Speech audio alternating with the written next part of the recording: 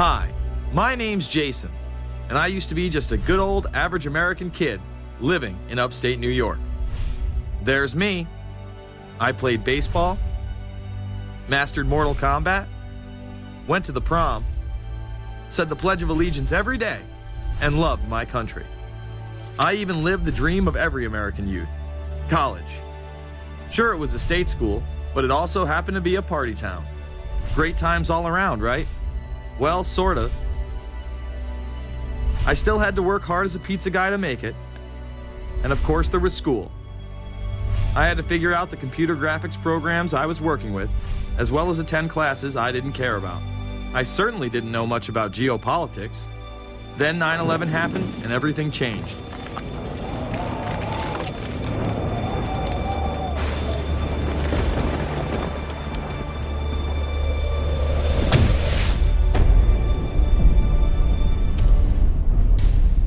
I was pissed. How dare the Muslim extremists massacre all those people? But was it all true? Prior to the invasion of Iraq, something didn't seem right. I then did a startling thing. I actually took a look at what happened that terrible September day. What I found horrified and angered me to such an extent that I took action. We were lied to, and lied to big time. Before I knew it, I went from a normal college student to the political guy at the party to one of the guys that brought you the first internet blockbuster, Loose Change. The film would not only change my life, but countless others as well. If you've ever seen Loose Change, the documentary about September 11th, conspiracy theorist documentary, it is riveting. Oh, yeah. You watch it, and by the end, not even the end, 10 minutes in, you're like... You got your car packed, your head... You're just like, oh my God, it's all true. So every place, there's questions coming from this documentary. And you don't have to believe everything in the documentary to still have questions come up. And you look back and you remember what you saw and what you were told, and now you have questions. We got the boogeyman out there. Wow. See, for many years it was communism, then it was the war on drugs, now it's the war on terror. All through our life, we've had to have a boogeyman. Loose Change took the truth about 9/11 into the mainstream with over 100 million views and allowed me to travel the country and even take on some of my detractors. The answer is no, they cannot. Jason, I think it's telling that every time you disagree with something, you call the people a liar. I'm not calling anybody a liar, sir. I'm calling you a liar because you are a liar. But if we were lied to about 9/11, then who was really behind it? A lot of people on the web were pointing towards the New World Order, but that was impossible. I mean, the Hulkster couldn't be involved, could he? The NWO is the only way to go, and what you gonna do? So I set out to find out if a New World Order really existed. And if it did, what was it? Who was involved? And what were their goals? The very word secrecy is repugnant in a free and open society. And we are, as a people, inherently and historically opposed to secret societies, to secret oaths, and to secret proceedings. For we are opposed around the world by a monolithic and ruthless conspiracy. It is a system which has conscripted vast human and material resources into the building of a tightly knit, highly efficient machine. Its preparations are concealed, not published. Its mistakes are buried, not headlined. Its dissenters are silenced, not praised. No expenditure is questioned, no rumor is printed, no secret is revealed. Some cringe when they hear the term New World Order, despite all of these prominent people using it.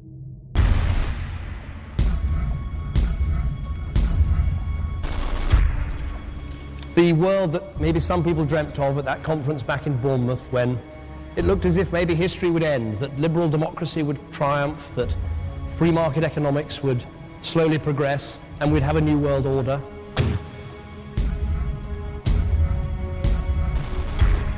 And together they helped to create, were the principal leaders in creating, a new world order and a winning strategy in the Cold War.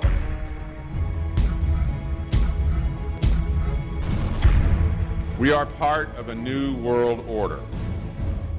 And as the recently departed Admiral William J. Crowe once said, it's long on new and it's short on order.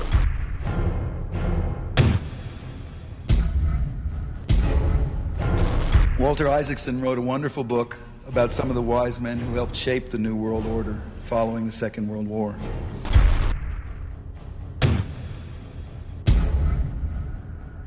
As we devise a way forward in Iraq, I urge the international community to embrace its responsibility for creating that new world order. A new world order based upon collective action.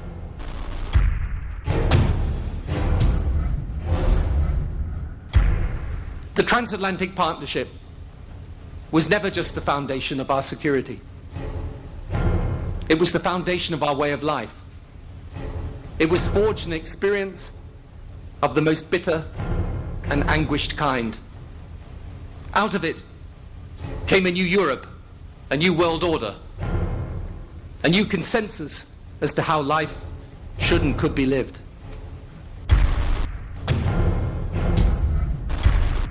And just like that, it was gone. It was a new world order. That's what President George H. Bush said. Harvard historian Francis Fukuyama pronounced the end of history. In fact, when it is used, that person is often dismissed out of hand because of the perception that it is nothing more than a conspiracy theory. Actually, the idea of global governance and a one world order has been around for centuries, and the term New World Order has been used frequently in recent history. The New World Order means different things to different people, but to those who expect to be in control of it, it means the same thing. It means all the world under their control. They believe that somebody must rule. After all, people are too darn dumb to know how to rule themselves. They figured that that's their role. The first in-depth publication of note was Samuel Zane Batten's work, The New World Order, which was published in 1919. Under the cloak of Christianity, this order speaks of a new world rising and advocates social control over all people and all resources. It promotes a world federation with a world parliament, an international court, and a global police force. Some of its goals are as follows. Community. The danger and loss in crime and degeneracy. The determination to make community life safe, sanitary, wholesome, and moral. Industrial. The disappearance of class distinctions and the solidarity of all interests in the economic process. National. The conception of the nation's welfare as the supreme concern, with the policy that everything shall contribute to this end, and every person must do some useful work. International. The creation of an international mind, with a world consciousness, and a world patriotism. The destruction of every arbitrary power that can separately and of its single choice disturb the peace of the world. World government is good, right? It put an end to war. Well, it could put an end to war because you just only have one dictator. I think Adolf Hitler had that in mind. He wanted a world government too, with himself as the master leader. Many have regarded Hitler as the apex of evil, a true heart of darkness. But how many people know that Hitler had his own vision of a new world order? Hitler had been promoted by the establishment. He graced the cover of Time magazine many times and was their Man of the Year twice. His vision was simple: unify Europe and then the world. The only real difference was that his order was racially motivated, instead of being based solely on religion. He even wrote a lesser-known follow-up to Mein Kampf in 1928 that many have dubbed My Order, or New World Order. President Roosevelt would condemn this order prior to World War II. Nazi forces openly seek to establish systems of government based on the regimentation of all human beings by a handful of individual rulers who seize power by force. Yes, these men and their hypnotized followers call this a new order. It is not new, and it is not order. The idea of globalization was so prominent in Nazi ideology that the 1936 Berlin Games would be the first time that the Olympic rings would be displayed prominently and promoted in order to glorify the Third Reich. This symbol represents the 5 major regions of the world: Africa, America, Asia, Europe, and Oceania, interlocking and coming together as one. This one world philosophy still defines the Olympic Games today. Australia, hello and welcome. One world, one dream. Hitler's methods of youth corps, concentration camps, eugenics, and military aggression were so visible to the rest of the world, he eventually failed. However, his vision of a new world order lived on. Author H.G. Wells, the man behind The Time Machine and War of the Worlds, would write about a planned world state in which there must be a common faith and law for mankind. In 1939, he would publish a full book on the matter called The New World Order. Wells again has a similar vision, stating that national individualism has to go and that sovereign states must end. He then goes on to write, in the great struggle to evoke westernized world socialism, contemporary governments may vanish. Perhaps his most chilling prediction is that countless people will hate the New World Order, be rendered unhappy by frustration and their passions and ambitions through its advent, and will die protesting against it. Many of them quite gallant and graceful-looking people. Collectivism is that concept where individuals are considered to be discardable, and that the group is more important, and that the ultimate group, of course, is the state. And so it boils down eventually to the fact that the state is the all-important unit of society, and citizens exist only to serve the state. Other men of prominence would also promote a New World Order during the 1960s, including industrialist and former New York Governor Nelson Rockefeller. These are some of the reasons pressing us to lead vigorously towards the true building of a New World Order. Rockefeller would also become vice president under Gerald Ford. Religious leader Pope Paul VI, delegates to international organizations, public officials, gentlemen of the press, teachers and educators, all of you must realize that you have your part to play in the construction of a new world order. As well as former President Richard Nixon. And the hope that each of us has to build a new world order. However, Nixon was largely a mouthpiece for his most dominant advisor, Secretary of State Henry Kissinger. Kissinger may be the most vocal proponent for a new world order of his era. He has called for it time and time again, in policy papers, meetings, and interviews. Time magazine recognized both Nixon and Kissinger as Men of the Year after announcing their New World Order in China. However, they were working on it long before. In these once classified documents, they both discussed the New Order with the President of Indonesia. Mainstream media was even critical of Kissinger's vision in the early 70s. In ragged, spasmodic fashion, a new world order is coming into being, but it looks less and less like the world order that Mr. Kissinger had constructed in his own mind. Kissinger's New World Order would fall under the radar for some time. However, it saw a vast revival during the first Bush administration. Here is Brent Scowcroft, former vice chairman of Kissinger Associates and former national security advisor under both Ford and Bush Sr., as he discusses the New World Order. Looking at the subtitle this morning, Are We Ready for the New World Order? Gives me something of the shudders. That phrase, New World Order, I'm afraid I'm partly responsible for resurrecting. To me, what that symbolized was perhaps a fundamental change in the character of our response to national security issues. Here, Charlie Rose asked Scowcroft, Kissinger, and former national security advisor Zbigniew Brzezinski if we are living in a new world order. Where are we as we think about this time in American foreign policy? Are we at a special moment which is being redefined? Or are we creating a new world order? We're at a moment when the international system is in a period of change like we haven't seen for several hundred years. In some parts of the world, the nation state on which the existing international system was based is either giving up its traditional aspects, like in Europe, or as in the Middle East. George H.W. Bush would campaign for a new world order like no other president before him. He would openly discuss it during his State of the Union address. What is at stake is more than one small country.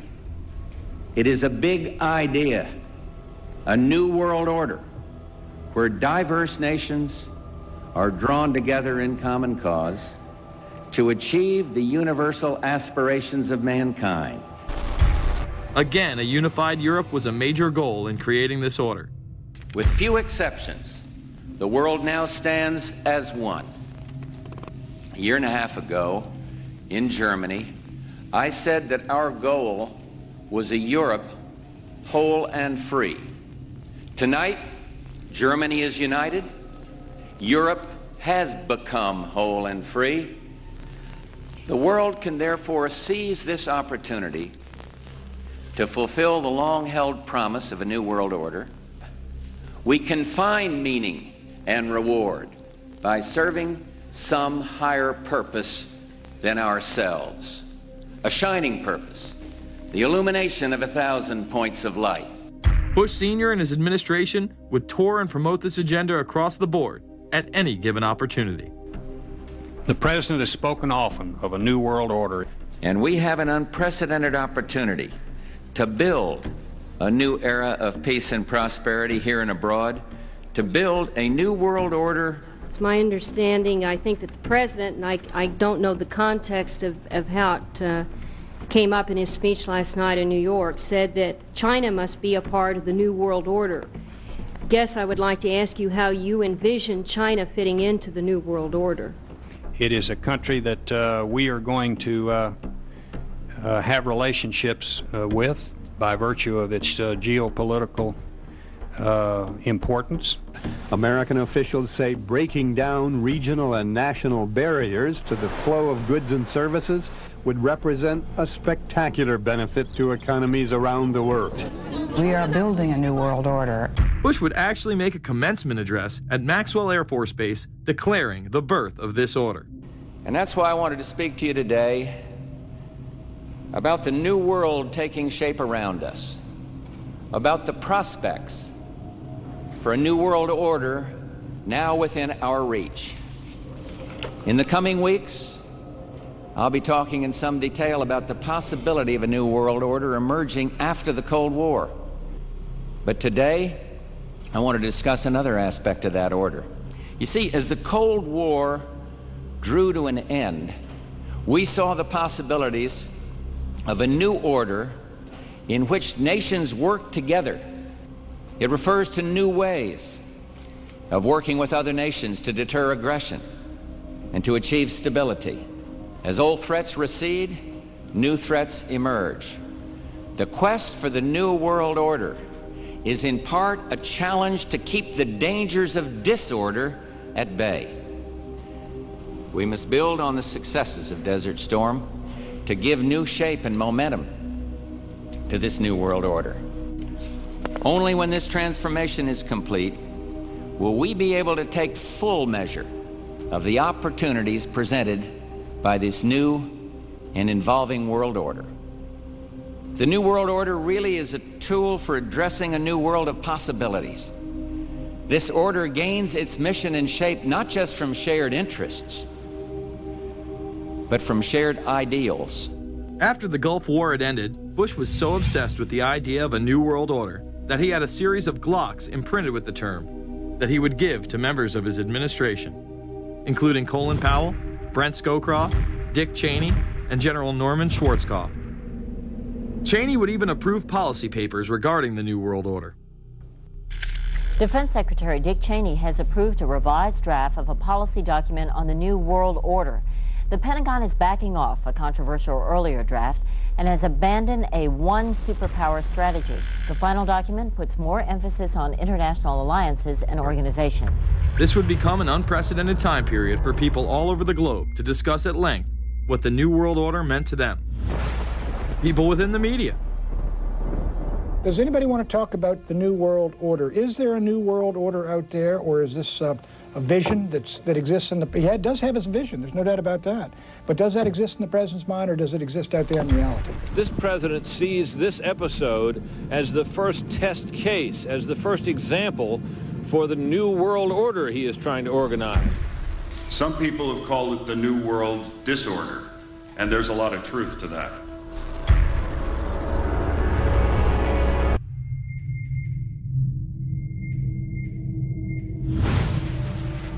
University and institutional chairs.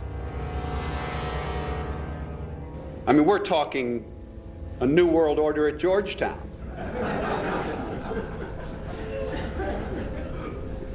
And we'd like to be very much a part of it and continue to live. This is a world that is likely to be dominated in the near future, and perhaps longer, by the Gulf War and the New World Order, which is the buzzword of the moment. So the secret of a New World Order, and at this point it's just a slogan, but it does have some historical background in terms that orders have succeeded each other over time. The secret of this is to learn how to use coalitions. We are effective in the United Nations. People within government. George Bush has invoked a New World Order without enunciating a new American purpose. The president has still failed to articulate clear goals for our nation's foreign policy in this new age. I find the term New World Order very revolting, and just not only historically but politically today. I think Harding is absolutely right, and the actions of the administration just after enunciation of the New World Order put the lie to the fact there is any real substance behind what they say as New World Order. The first act of the New World Order was A, to make war, and then B, was to sell arms all over again. Is there a New World Order? We know certainly that George Bush has copyrighted the term at this point. In the aftermath of this war, though, is it an empty vessel into which something will be poured? Is it the appropriate term to use? Is it going to be a New World Order, or will disorder be just as significant in this process as we look ahead? Let's start with Madeline. I think that we have, in fact, kind of had this term thrown at us, and many of us have not liked it, partially because of the previous historical connotation, and partially because I think it doesn't really deal with the way the world ought to be or is at the moment. But we are far from seeing a world order, and I'm not sure that it is in best U.S. interest to have a new world order in which we are the policeman. While many began to become critical of this order, the term began to evaporate into the background. We are very, very skeptical of an international order if we are not sure how the rules will be made, because thus far the international order has been made with rules that we had no input into and that affect us, and even when on the few occasions when the rules will seem to favor us, then they get changed. A unipolar world, a world of one superpower, may be quite dangerous for us. The New World Order under the United Nations would mean, among other things, an end to our God-given rights given us and secured by the Constitution. The New World Order, which now has been called by some the New World Disorder, and by some people on the of a more liberal persuasion, the taking over of the world by the Council on Foreign Relations, the Trilateral Commission, and the UN to put us all in slavery. But what are these organizations? Who founded them? And what are the stated goals of each? Before we begin with the Council on Foreign Relations, let's delve further into history to understand roundtable groups and their origins. Its roots go way, way back in history, and they go back to the formation of a secret society, a secret organization that was created by Cecil Rhodes, a very powerful and very wealthy individual. And people have heard about him in history, and they know about the Rhodes Scholarship, and they think, well, isn't that nice? They don't understand at all what that's all about. Cecil Rhodes, when he died, left his great fortune not to his family, not to his heirs, but for the creation of a secret society. And we know about this because there were some people very intimately involved with this organization who wrote about it. One of the best authors on this topic is Professor Carroll Quigley. He wrote several books, and Tragedy and Hope is the best known of his. He described in detail this secret organization created by Cecil Rhodes, and he explains in these books he knows about them because he was invited by the organization into its inner circle. He was never a member of it, but he was invited in as their historian, and he was allowed to see their secret records and papers and study them for several years. And he knew all the important players, and he understood what it was about, and so he wrote these books. And it's an amazing thing because he laid out in great detail what the purpose of the organization was and how they were the major players in all of the big international events since and including World War I. The bottom line is that you take the roots of that organization and you find out that they created in all of the British dependencies what they call roundtable groups. And then around those little roundtable groups, they created front groups.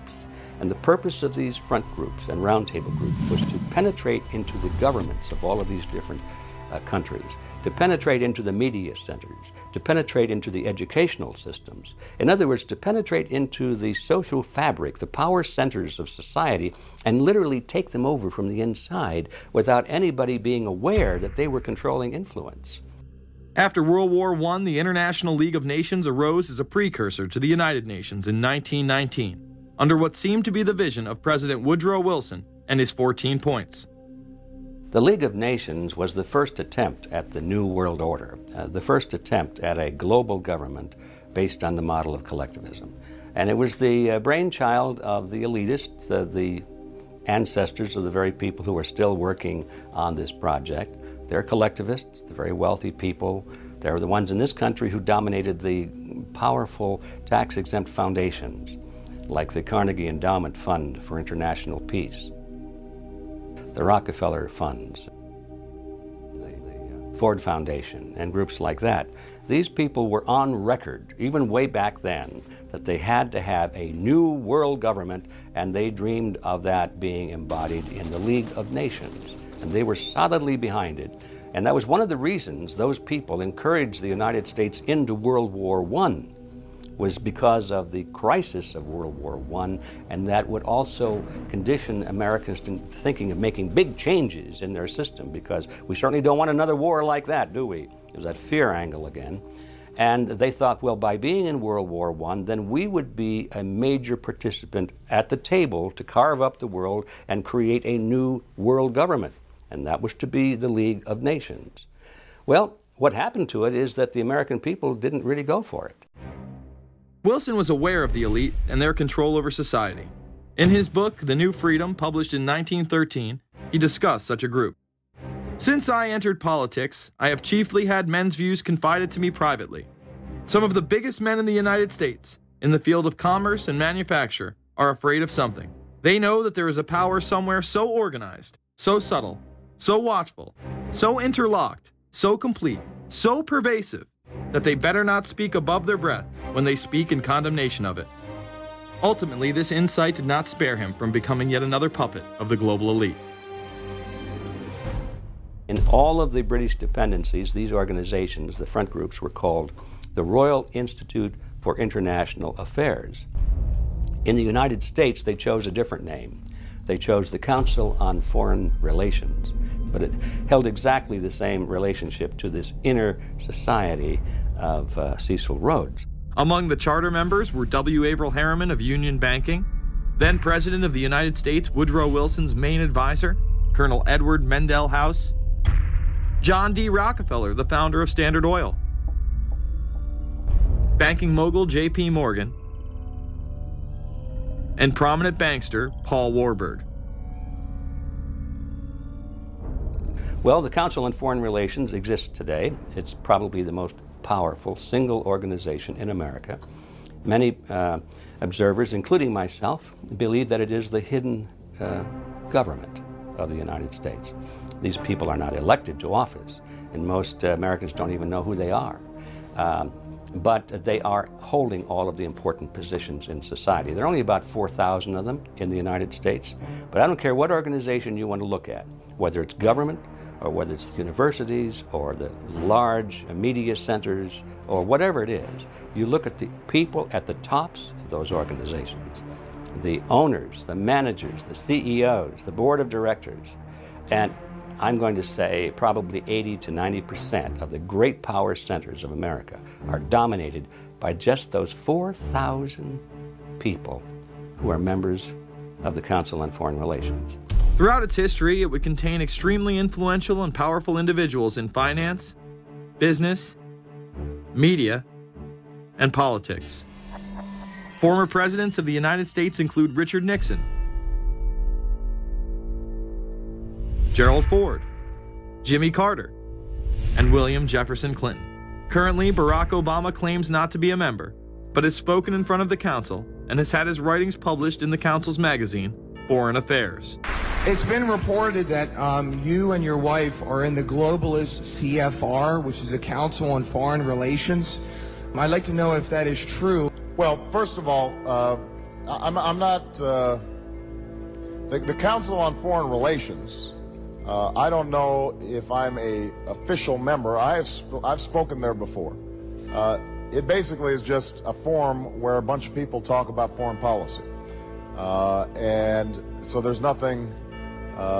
There's no official membership. I don't have a card or, a special handshake or anything like that. Now, why is that important? It's important because the avowed purpose of the Council on Foreign Relations is to create a new world order, a global government based on the model of collectivism. And that includes the elimination of the United States as a sovereign nation. That's why it's important. The people running this country are determined to destroy it. The Council was heavily criticized during the 1980s for being an organization hell-bent on destroying national sovereignty in favor of a world government. So many of its members hid their association with the organization. Dick Cheney had this to say in response to a question by David Rockefeller, who became the CFR's youngest director in 1949 and was chairman of the board from 1970 to 1985. He remains an honorary chairman to this day. It's good to be back at the Council on Foreign Relations. As Pete mentioned, I've been a member for a long time and was actually a director for some period of time. I never mentioned that when I was campaigning for re-election back home in Wyoming. Now, you are the president of the Council on Foreign Relations, all right? Yes, sir. You guys toy with countries of the world like toys, don't you? You're like the Illuminati, you're the Masons, you control everything, don't you? That's the rap on you guys. What's so interesting now, though, is who's on the chessboard. It's the toys, if you will, are a lot more than states. Notice that Mr. Haas does not deny that the CFR has massive control over the geopolitical arena, and instead tries to focus on the separate entities outside of nation-states. Current Secretary of State Hillary Clinton also reveals the importance of the CFR here. But it's good to have an outpost of the Council right here down the street from the State Department. We get a lot of advice from the Council, so this will mean I won't have as far to go to be told what we should be doing and how we should think about the future. You have these private groups that are run and created by the elite, by the ultra-rich, wealthy families that have been manipulating global markets from behind the scenes for generations. They create these private groups that then feed information to the government, to senators, to congressmen, their recommendations, their policy papers, what they think should happen. And it's fascinating because if you actually read what it is that they're doing, the recommendations that they make, they're very able to get them put in place. Discussions that are going on in these private groups are really talks that should be going on in Senate committees and in the halls of Congress, but they're happening with these ultra-elite groups that are then pushing their propaganda into the political mainstream, and then it's becoming enacted, it's becoming put into law. Still not convinced the CFR is promoting a new world order? Listen to what Leslie Gelb had to say upon leaving the New York Times to chair the organization as its president in 1993. I loved it. Doing a column is a great job. I'm going to an equally great but different job, and in a way a job that that caps everything I've been doing in my life, in government and academia and in journalism. I think that's what the Council on Foreign Relations will allow me to do. Well, you know, for example, you had me and 3 or 4 other folks on this show a few months ago to talk about the New World Order, right? Exactly. Right? Bob I talk about it, you. exactly. Right. I talk about it all the time. New World Order wants a global system where one small central authority of individuals can then dictate a policy that's going to be distributed down to the rest of the world, everywhere, in the smallest little town in the middle of nowhere in some remote country. I now think it's safe to say that the Council is extremely influential on the world stage and openly promote global governance. The Council and the globalists were able to take this agenda to the next level following World War II. The United Nations was born out of the ashes of this conflict. Unlike the League of Nations, the United States not only joined this organization, they championed it. First book I wrote was The Fearful Master, a second look at the United Nations. It was written at a time when it was not popular to be critical of the UN. I mean, the United Nations was viewed by almost everybody as our last best hope for peace. It was a means, we were told, to bring humanity together and put an end to war and live in peace and harmony and promote trade and all of these good things. I wish it were any of those things, but it's not. The original charter for the United Nations was drafted in San Francisco in 1945, and the United States became a permanent member of the Security Council, along with France, the United Kingdom, the Soviet Union, and the Republic of China. The process by which other nations' belief systems could be used to erode and eviscerate our Constitution and Bill of Rights had taken a giant leap forward. The United Nations is one of the most well-known sort of globalization attempts. Its primary goal is to streamline all the governments of the world, to create a global council and to unify all the rules and all the regulations for the world. So it's essentially the precursor and an engine of this new world order. The United Nations is made up of all of the countries of the world, most of which are dictatorships of one kind or another. And you don't take a bunch of dictatorships and put them into a bag and shake it up and come out with a freedom-loving governmental unit. You come out with a global dictatorship. This was the public face of global governance. However, many other organizations have been birthed since. Even more suspect is a private group called the Trilateral Commission.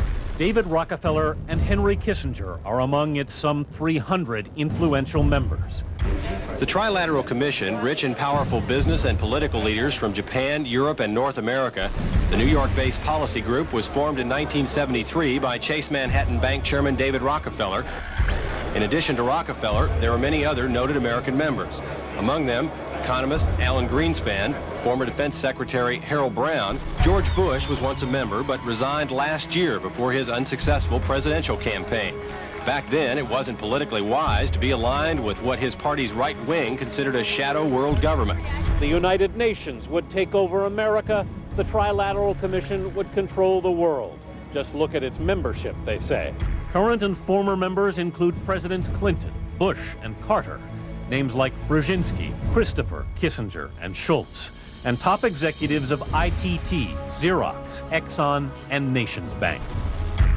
Although this group with only 300 members seems to be at the apex of the power structure, there is yet another group formed in 1954 that is even smaller in number and has a greater influence on world events. Meet the Bilderberg Group. This elite group meet annually around the globe. There is a core group of members who have attended every year for decades, such as David Rockefeller, Henry Kissinger, and Queen Beatrix of the Netherlands. These members invite others who are politically and socially relevant at the time. Each year, around 140 people are in attendance. Real quick, I asked you this question. In 2004, you attended a meeting in Italy called the Bilderberg Group. I just want to know what you were doing out there, what that was all about. Because she lied to me and told me she didn't go. I figured you might tell me the truth. All I did was go. They had a Republican and a Democrat. Republican was... I gave like a 20-minute talk on the presidential election. Did it have anything to do with being John Kerry's running mate? Did you talk about that at all?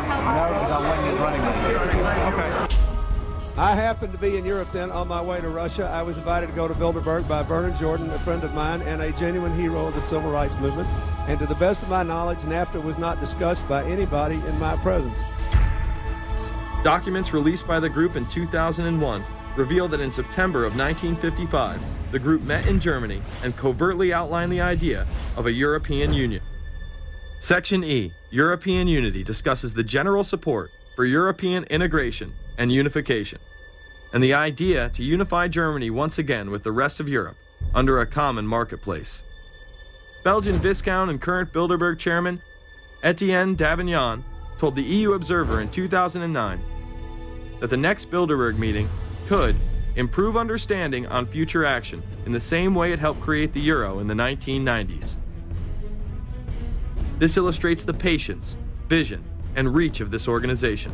It was able to promote and establish both the European Union and a European currency over the course of just under 40 years, incrementally. One of the things that the elitists discussed back at the turn of the century when they were talking about how do you convert the United States into a collectivist system was the fact that you can't do it quickly. You have to let people get used to it incrementally, because any major change would be rejected. The 1957 Conference of Rome, where the Common Market Treaty, providing for free trade in all products, was at last signed. 6 nations, France, Germany, Italy, Belgium, Holland, and Luxembourg, agreed to remove all mutual barriers to trade within 12 to 15 years, the embryo of a political union which they proclaimed to be their ultimate objective.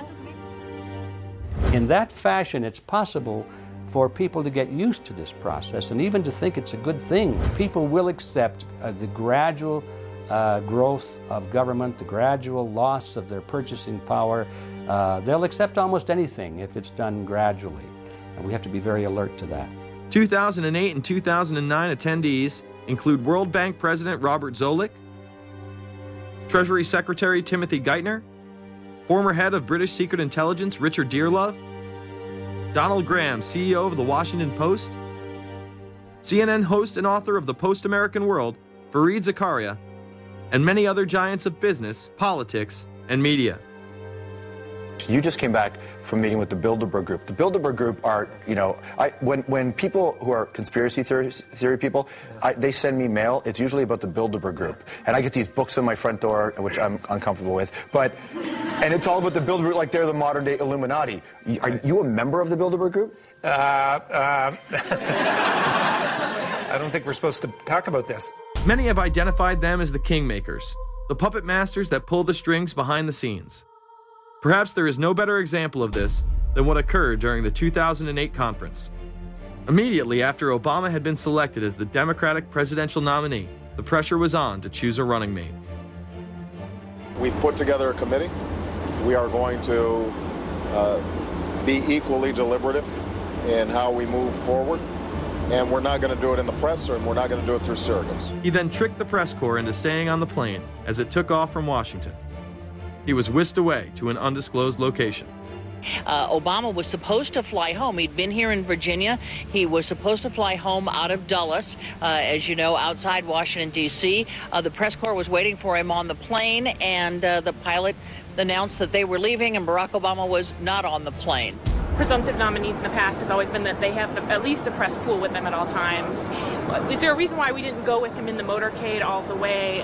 This is what we're out here for. Now we're on this plane with no candidate. Again, you know, look, I understand. There was a desire to do these meetings, obviously, in private. The press then began to report that Obama and Hillary were meeting secretly in her home. Well, we continue to follow our breaking news. Barack Obama, Hillary Clinton meeting tonight at her house in Washington, D.C.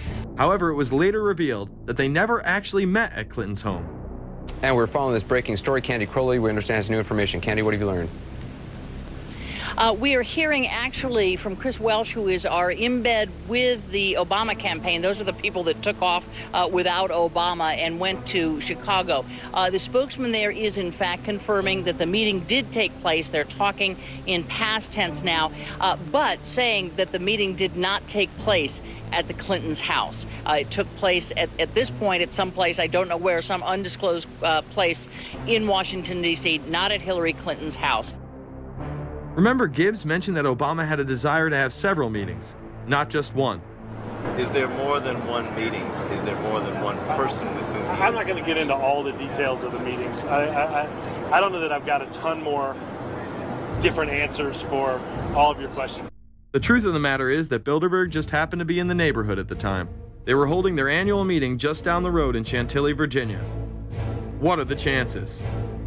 What's interesting and dangerous about the New World Order is that it's not a natural progressing idea. It's just not civilization naturally evolving and organizing into this system. It's the group of extremely powerful people that are manipulating the system to get it to this status from behind the scenes without anybody's knowledge. You have to ask yourself, if there isn't an agenda going on to keep those organizations quiet and to keep them out of the news, to keep the discussions about them behind closed doors, then why is it that these supposed experts on the left and on the right never talk about them? This has been a condensed history of the globalist organizations and their rise to power. But is there a reason they meet behind closed doors? A shadow world government has been mentioned, but to truly understand what that means, let's go back to this iconic warning from President Dwight D. Eisenhower. Progress toward these noble goals is persistently threatened by the conflict now engulfing the world. It commands our whole attention, absorbs our very beings. We face a hostile ideology, global in scope, atheistic in character, ruthless in purpose, and insidious in method. Unhappily, the danger it poses promises to be of indefinite duration. The need to maintain balance in and among national programs. Balance between the private and the public economy. Balance between the cost and hoped for advantages. Balance between the clearly necessary and the comfortably desirable. We have been compelled to create a permanent armaments industry of vast proportions. We annually spend on military security alone more than the net income of all United States corporations. The total influence, economic, political, even spiritual, is felt in every city, every state house, every office of the federal government. Yet we must not fail to comprehend its grave implications. Our toil, resources, and livelihood are all involved. So is the very structure of our society. In the councils of government, we must guard against the acquisition of unwarranted influence, whether sought or unsought, by the military-industrial complex. The potential for the disastrous rise of misplaced power exists and will persist. America went into a major mobilization, revived its defense industries, and we saw the civilian economy of America more and more skewed through the 50s. Already in Eisenhower's time, he could see it coming, that you were getting a larger and larger defense military component of the economy, which, unlike the rest of the economy, was very, very centrally organized about lobbying for more and more new weapons. It was the political skills of this military-industrial complex, which I think Eisenhower was really warning us about, and rightly. There is a military-industrial complex. Today, we see a situation where the civilian economy is really in tatters, and most of our civilian production has gone overseas to third world countries. What do we export? Our biggest export practically is garbage, but apart from garbage, we export military equipment. We have a special act which subsidizes, makes it possible for countries abroad to buy our armaments because it's too expensive to produce them for one country only. So we have become a very efficient military-industrial complex, but the civilian economy is only a ghost of what it used to be, and this has terrible consequences for democracy because it means that the power of this lobby is now sort of dominating what goes on in Washington. Through multinational corporations, global intelligence networks, out-of-control banksters, all under the veil of national security and black operations, the global elite have consolidated power on a massive scale over the last several decades. You see, global corporations not only fund and develop large technological and military projects here and abroad, they also own the consumer industry and production, as well as all of the important media. By owning the vast majority of what we hear and see on a daily basis, we have been manipulated on a mass scale as to regards to what we believe and desire, both socially and politically. Edward Bernays, the nephew of world-famous psychoanalyst Sigmund Freud, would study group dynamics and become the father of public relations. He authored the book Propaganda in 1928. In it, he described how to intelligently and consciously manipulate the habits and opinions of the masses within a democratic society. He went on to state that those who harness this unseen mechanism of society constitute an invisible government and are the true ruling power. It is they who pull the wires which control the public mind, who harness old social forces and contrive new ways to bind and guide the world. The average American is distracted, mindless, worried about minuscule things, celebrities, as if it was their own family members. And this is by design, because the powers that be, who own the media, know how our brains work. They know scientifically how the human mind functions. They know about sociology, and they are using the media, and have used the media for decades now, to entertain people with issues that don't really matter. When you have the big news networks covering celebrity issues as if it's the most important thing, it becomes the most important thing. And this is not by accident. This is to keep us out of the way. Because if you're worried about the latest celebrity death, or the latest celebrity couple, or the celebrity breakup, or your sports team having a shot at the Super Bowl or the World Series, there's so much information about those issues that can be discussed that will mesmerize people, and they won't know or care about the real issues that are out there. Well, I think this is just one more piece of evidence of the degree to which the media, supposedly the watchdogs, has become the gatekeeper of the system. Mainstream media are, first of all, nearly all of them corporations, nearly all of them now publicly held, part of the whole Wall Street financial system that they're supposed to report about objectively, but they can't. They, right now, in October of 2009, they are celebrating the recovery of the biggest banks in New York and saying that the recession is over. Of course, there are a few problems, like foreclosures are going on, unemployment is rising. All of this is affecting the American people, but it's not affecting the financial elite who also control the media. Bernays successfully identified the invisible empire which controlled the minds of men. So as the populace is mesmerized and hypnotized by powerful behind-the-scenes forces, as they are distracted by the latest celebrity scandal, the newest cell phone, and their favorite sports team, this network disguises itself, remaining in the shadows. Despite the elite utilizing Bernays' methods, in conjunction with the military-industrial complex they had erected, a modern arm of this organization was exposed in what came to be known as the Iran-Contra scandal. Essentially, black operations were not only caught dealing arms illegally and supporting South American dictators, but also smuggling drugs into the United States. Iran-Contra was really the merging of two different programs. The first one was support for the Contras, who were, let's face it, a force of terrorists in Nicaragua trying to overthrow the Sandinista government. They were being secretly supported by the CIA, and at the bottom of the whole thing was drugs. Iran-Contra was openly exposed by massive network coverage. How was it that in 3 years, a network Washington set up to run arms to the Contras wound up running cocaine into this country for the most vicious drug cartel in the world? At the same time, we were supposed to be fighting a war against drugs. But by the same token, I also smuggled my share of weapons in exchange for those illegal substances, with the full knowledge and assistance of both the DEA and CIA. Betzner says that in 1983 he flew weapons from Florida to El Salvador and drugs from Colombia to the Bahamas on the way back.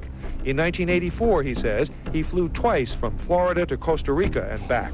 We could bring back our own cargo, and they would arrange it, or we could bring back their cargo without ever having to worry about interception, arrest, anything like this, that everything was taken care of. What kind of cargo were you talking about? Drugs. Tolliver says he had 2 meetings with this man, CIA veteran Rafael Quintero. Then in March of 1986, he says he flew 14 tons of weapons down to Honduras, to this Contra resupply base set up by the CIA. We take off from Tegucigalpa, Honduras, and we leave. To? South Florida. Where in South Florida? We landed at Homestead. Homestead? Air Force Base. This is the plane Tolliver says he used. The plane traces to a company that had a State Department contract to fly humanitarian supplies to the Contras. In addition to that, 36 sources confirm the basic scheme. We can now report that long before that operation began, there was another operation to provide guns for the Contras, which was also against the law. In this operation, Americans and Israelis provided arms to the Contras, and then the same network smuggled drugs into the United States. The operation was launched in spring of 1983 at Washington's request, with at least $20 million of Israeli government money later reimbursed, we're told, from U.S. Covert Operations Fund. For about 5 years, people were flying arms into Iran, and most of them came from Israel. The Israelis purchased the weapons from Poland and Czechoslovakia and began shipping them secretly from Yugoslavia to Bolivia and then to Panama. The Israeli liaison man there, this man, Michael Harari, until recently a close aide to Panama's strongman, General Manuel Noriega. You'd bring the ship into Colombia, you would load drugs aboard it, and you would bring those drugs back to Panama with you. But bringing that stuff into the United States, that was something else. I've never been so thoroughly disgusted with myself in my life. This network would also be involved in the October surprise. We really can't understand that unless we understand the so-called October surprise in the 1980 election, which is, I think, unquestionably Republicans, including William Casey, who later became Reagan's head of the CIA, negotiated with the Iranians for them not to release the hostages which were being held in Iran to Carter, but to wait until the Carter was defeated and the Republicans were in. That is what actually happened, that the hostages were only released on the day that Carter left office and Reagan came in. Unbelievably, this same network would even be linked to the BCCI banking scandal by journalist Danny Casolaro. Casolaro was probing a conspiracy he called the Octopus, which involved the Iranian hostage crisis, the Iran-Contra affair, with, believe it or not, all funds channeled through BCCI, the international bank charged with everything from money laundering to fraud. BCCI, it's a shadowy international bank linked to terrorists, drug runners, and dictators. Little was known about BCCI until 6 of its top officers were arrested in Tampa in October of 1988 on charges of laundering drug money for Colombian cocaine bosses. The BCCI men were convicted, and the bank itself pleaded guilty. But for some reason, the bank was allowed to continue to operate all over the world. There are indications that some of the reluctance to prosecute this bank stem from the favors it did. For? The favors it did for intelligence services everywhere. Too many secrets of too many countries, too many prominent people, too many hands-on, and that makes it desirable that this entire affair be forgotten. It began to become clear that the global traffic of drugs were funding violent dictators rigging elections, supporting the arms trade, and enforcing the assassination of anyone who got in the way. Cassolero was found dead for his efforts in exposing this network. His death, of course, ruled a suicide. He was meeting a source in West Virginia. He was about to discover all.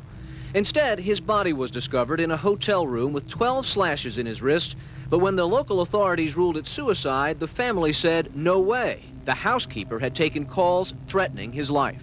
And I pick it up telephone, I say hello, and he say to me, you son of a bitch, you's dead. Cassolero would not be the only person involved in the scandal to wind up in a casket. Meet Barry Seal. At first, the media portrayed Seal as a drug dealer gone good, who was assassinated by the Colombian mafia. Authorities believe last night's machine gun killing of top drug informant Barry Seal was ordered by drug bosses in Medellin, Colombia, who sent 5 men to Baton Rouge to kill Seal. Sam Dalton was the lawyer that represented the Colombian hitmen convicted of his assassination. We were trying to subpoena the CIA because we felt like they had documents, exhibits, and evidence that would indicate complicity in Seal's assassination. When they were able to gain access of Barry Seal's trunk the night of the murder, the personal phone number of none other than George H.W. Bush was present. Louis Unglesby, the former attorney for Mr. Seal, also confirms that he once called the office of the vice president after Seal had given him the number. You see, the Black Ops drug smuggling operation had not yet been exposed, and intelligence couldn't take any chances. It was later revealed that Seal was involved in smuggling cocaine into Mena, Arkansas, while Bill Clinton sat as governor. 1983, Ronald Reagan was president, Bill Clinton was governor, and little Mena, Arkansas changed from a quiet town to a center for drug smuggling and reported Contra support activity. In the middle of it all, this man, admitted dope smuggler Barry Seal. Arkansas State Trooper Russell Welch investigated Seal's organization. Each trip would have 250 to 350 pounds of cocaine. According to the London Telegraph, Arkansas State Trooper Larry Patterson testified under oath that he and his officers discussed repeatedly in Clinton's presence the large quantities of drugs being flown into Mena Airport, large quantities of money, large quantities of guns. Hot Springs police officers would also record Roger Clinton, Bill's brother, during a cocaine transaction stating, "Gotta get some for my brother. He's got a nose like a vacuum cleaner." There was also a large amount of money laundering going on in Mena. Former IRS agent William Duncan traced some of Seal's drug profits laundered through Mena banks. We had direct testimony from people who were involved in the money laundering operation. We had testimony from people at banks who observed the transactions. What happened when you tried to make this case before a grand jury? I was never asked to present the evidence to a grand jury, ever. This very same network used BCCI to fund the Afghani rebels. The deputy director of the CIA, Richard Kerr, said late today that the CIA did use the Bank of Credit and Commerce International, BCCI, to support CIA activities overseas. Most people still believe that the Soviets had maliciously invaded Afghanistan in order to spread their communist agenda. The Al-Qaeda was essentially a kind of a byproduct of Brzezinski's campaign to embarrass the Soviet Union in Afghanistan. They weren't in Afghanistan at that time. Brzezinski boasted later that he was responsible for drawing them into Afghanistan. And he did this extraordinary interview with Le Nouvel Observateur in France, and they said, but aren't you worried that you've created this whole new force of Al-Qaeda? And he said, oh, what's more important, a few crazed Islamists or the fall of the Berlin Wall? And they said, but you know, is there no danger? Aren't they dangerous? And he said, nonsense. He said all this in 1998.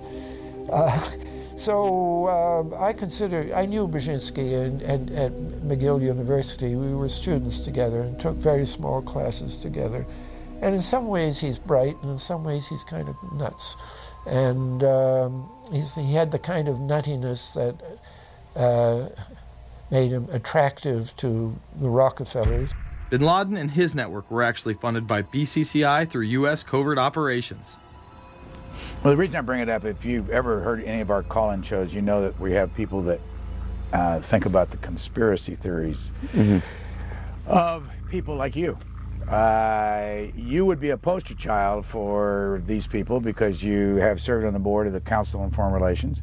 You helped start the Trilateral Commission, and you've been to the Bilderberg Group. Are people too close in this world, people in business, too close to the governments? Well, you know, there is such a thing as insidious influence. And the question is, how does it operate? Does it involve bribery? And does it involve some sort of psychological domination of individuals? I don't believe in this notion of some sort of secret societies controlling people. But of course, in any political system, there are sort of over-the-table and under-the-table arrangements. Arrangements that involved ruthless, illegal, and immoral activities in order to dominate humanity. Despite all of the evidence that has just been presented, this network would fall down the memory hole, even though 14 convictions were made in the Iran-Contra scandal. The continued cover-up would be made possible by George H.W. Bush. These documents that came forward in the North trial clearly reveal the involvement of the Vice President to a greater degree, I think, than he has acknowledged heretofore. This, of course, did not stop him from pardoning those involved during the twilight of his presidency. Some new reverberations today to President Bush's Christmas Eve surprise, the pardoning of former Defense Secretary Caspar Weinberger and several others in connection with the Iran-Contra allegations. Well, now the special prosecutor says it's the president who needs to explain some things. The real issue is why the notes weren't produced 5 years ago when the congressional investigation and the independent counsel's investigation had requested them. Because high-level political officials scrambled to limit the investigation and establish plausible deniability for the upper echelons of the network, including Bush himself. So who is this guy, and how did he come to power? To understand that, we must first take a look at his father, Prescott. Prescott was born into privilege and became extremely influential in business, intelligence, and politics. He helped establish the CIA out of the Army's Office of Strategic Services with the Dulles brothers, and served as a senator in the state of Connecticut. However, during his time serving as one of the directors of Union Banking Corporation, he was doing business with Nazis. The Bushes have been sort of at the heart of the military-industrial complex since its very beginning, and that Prescott was involved in a firm that actually fronted for Nazi firms in America.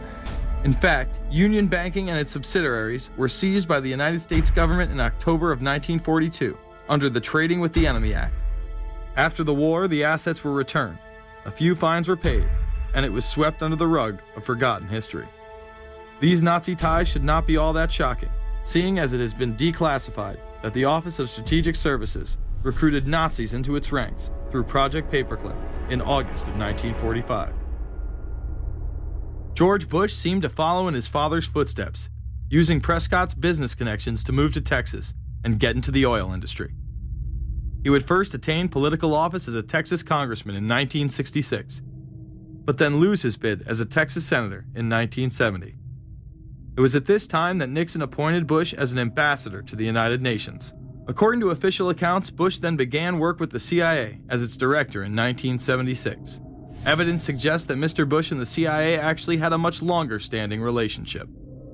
There are indications that he had relations to the CIA before. There's a very strange memo, and the name's George Bush.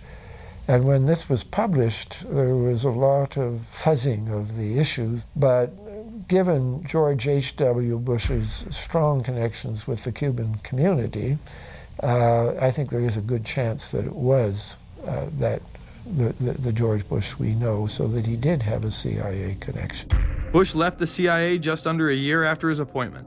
He is credited with restoring the agency's morale, as its image was being shattered by the Church Committee's revelations of the CIA's unauthorized activities involving assassinations and corruption.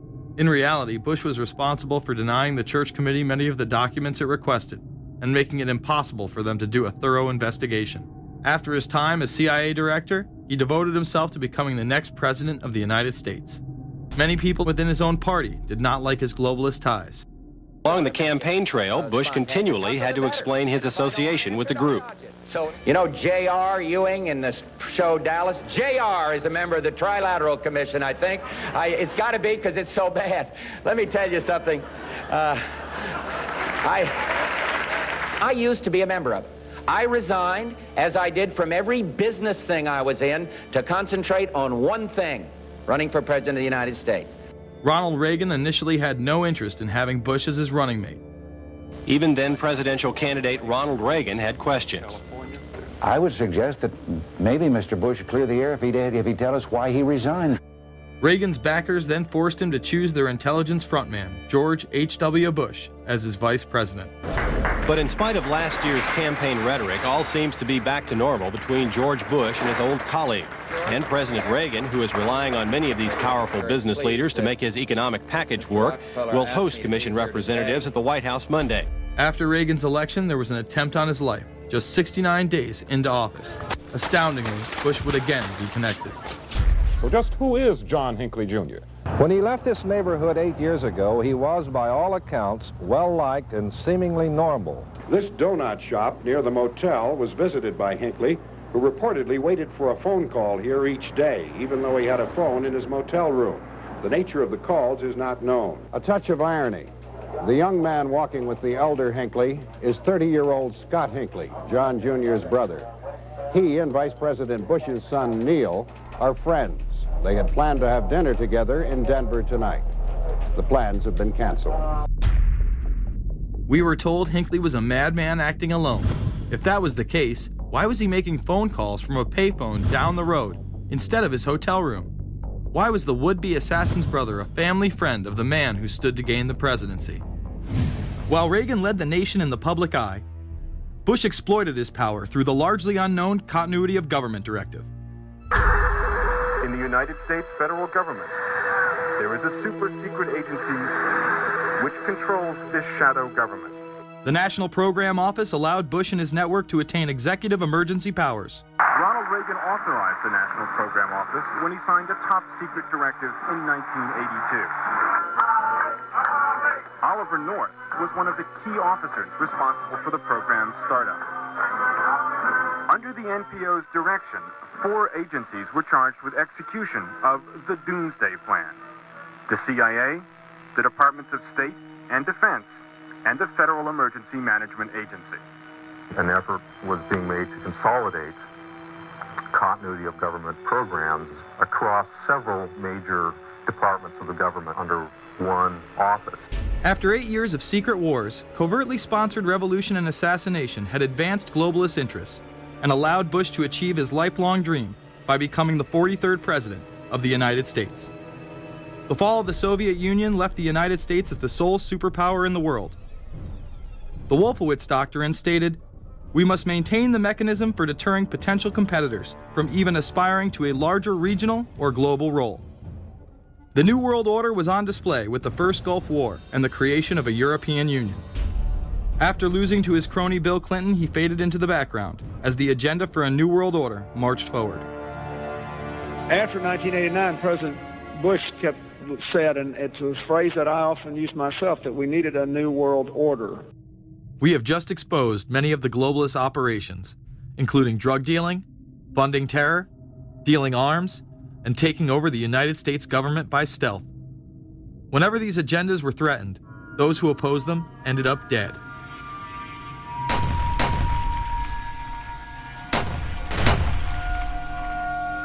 We've got some difficult days ahead, but it really doesn't matter with me now, because I've been to the mountaintop.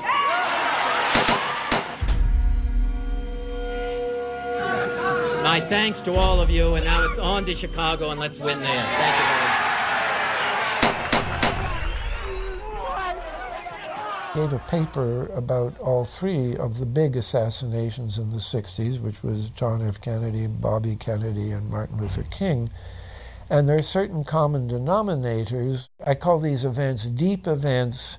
We've become accustomed to the idea that every now and then something is going to happen, and we just know from the beginning we're not going to get to the bottom of it. And the more they happen, the more reconciled we've become to this state of affairs. In 1978, the House Select Committee on Assassinations could not ignore there was a conspiracy in regards to the assassination of John F. Kennedy and Martin Luther King Jr. Good evening. A congressional committee has concluded that President John Kennedy and civil rights leader Martin Luther King Jr., both of them, were probably killed as the result of conspiracies. The House Assassinations Committee wound up its 2-year study by recommending that the Justice Department look into both cases. In the assassination of Dr. Martin Luther King, the committee concluded the likelihood of conspiracy. The committee's summary of findings says President Kennedy was probably assassinated as a result of a conspiracy, that its evidence establishes a high probability that 2 gunmen fired at the motorcade. The committee concluded that President Kennedy did not receive adequate Secret Service protection in Dallas, that the CIA was deficient in sharing information before and after, that the Justice Department and Warren Commission failed to pursue possible conspiracies and made their conclusions too definite. There seems to be no debate that the CIA and Secret Service were involved in the assassination, as you can clearly see 2 Secret Service agents being taken away from their positions at the back of Kennedy's vehicle just moments before the assassination. And no matter what you believe about Oswald,